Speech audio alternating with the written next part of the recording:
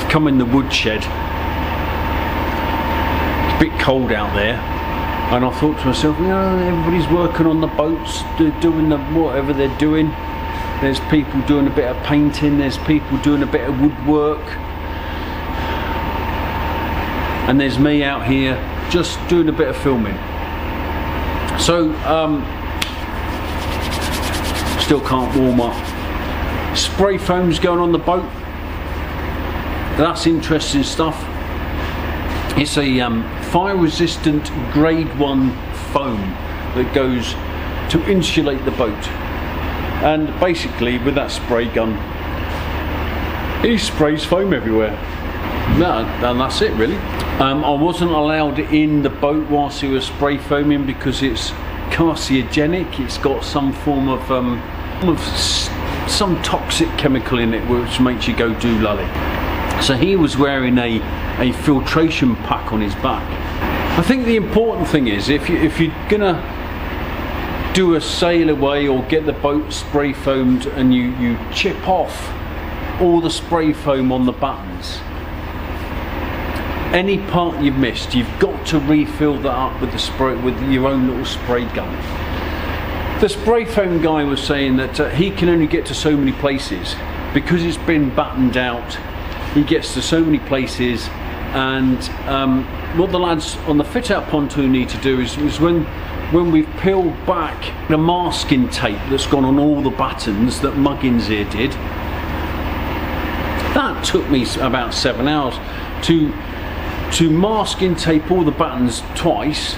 The idea is to rip that masking tape off, which will then expose the wood, makes it easier to put the boards on the side of the boat.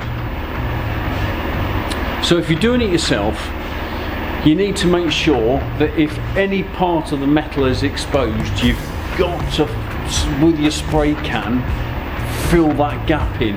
Otherwise that's going to cause condensation, and you know, it's kind of not doing what it should be doing.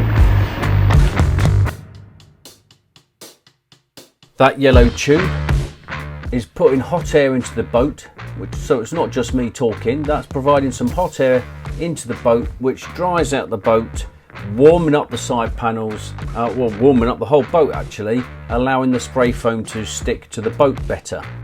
Marcus, meanwhile, is putting polythene on the floor, which stops the spray foam going all over the floor.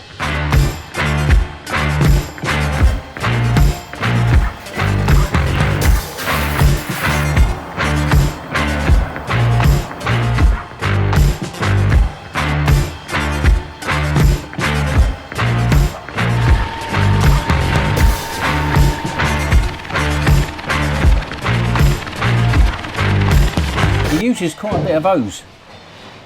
Well, it needs to kind of go on the inside of the boat, so he needs at least 50 foot of hose. Reminds me of the Two Ronnies sketch. Those of you that don't know too much about the Two Ronnies, they were some comedians in the 70s and 80s. They used to do sketches, and one of their most famous ones was Four Candles.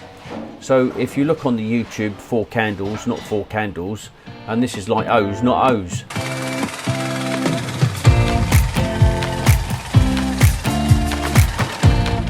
The most common method of insulating your boat these days is spray foam. It is a closed cell substance which is impervious to moisture. Like rubbing metal to provide a key, the same goes for spray foaming. It is applied by using a small amount of spray foam on the steel skin until it turns white, and hence the need to warm up the boat. It can be applied as thick or thin as necessary, and can be applied over the timber frames, which offers protection to the wood.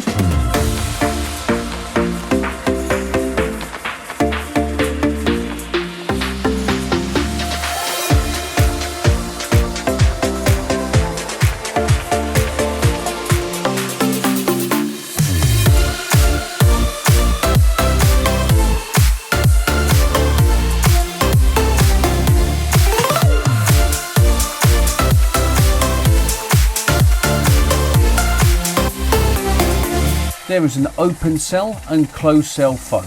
What's the difference? Well, open cell foam is full of cells that aren't completely encapsulated. In other words, the cells are deliberately left open This makes the foam softer, more malleable, flexible and easier to push into the right areas. So if you're using foam to insulate your roof, then this is the best stuff to do it. It's cheaper but offers better soundproof qualities. It also allows water to pass through, allowing leaks easier to find. Closed cell foam is made up of cells that are, as the name suggests, completely closed. The cells are pressed together so air and moisture are unable to get inside the foam. Because of this, closed cell foam is much more superior in thermal values. It is high density, it is water impermeable, it adds structural integrity, resistant to moisture and mould growth.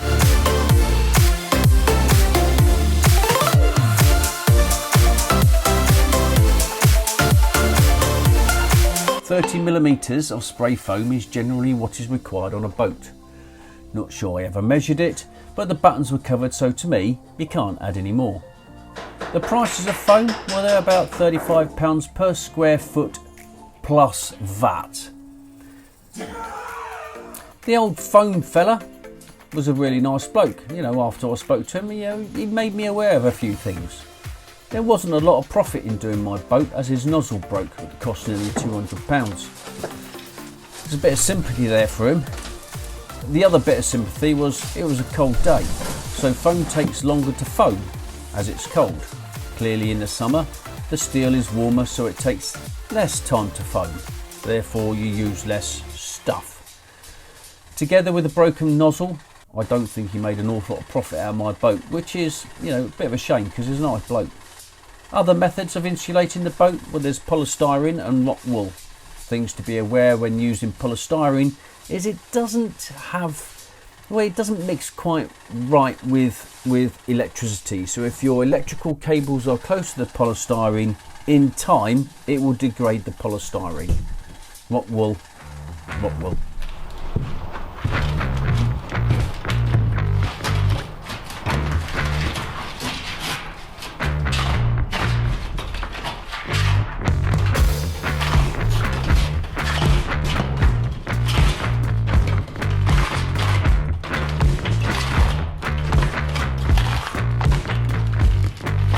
Easy.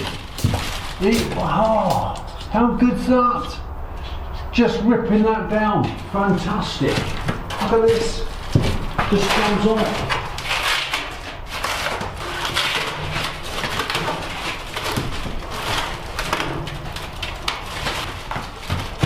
Just makes it so much easier, doesn't it? Brilliant. Absolutely brilliant.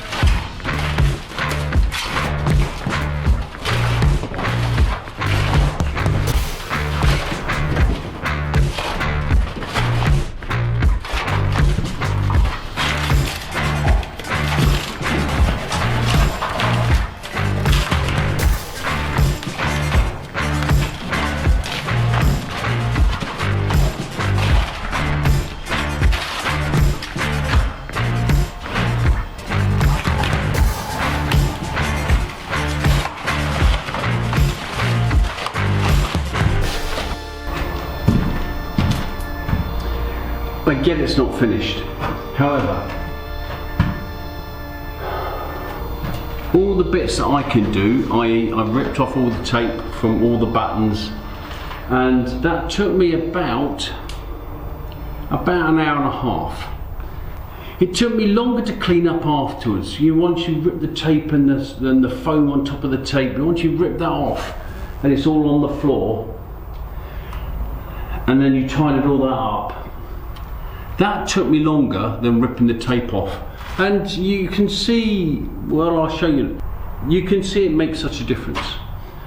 And I've been told that some people have taken days to do this.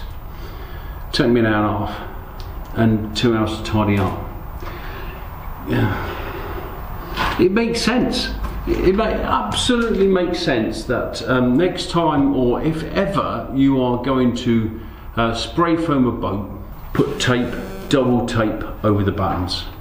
It saves the buttons, it saves you when you're chipping in, you're chipping in and ruining the and ruining the buttons themselves and just gouging holes out of them, and then the boards don't sit properly. Again, it still needs tidying up, which is what the lads would do, because they do it all the time, and they're better at it than me, and they're paid for it.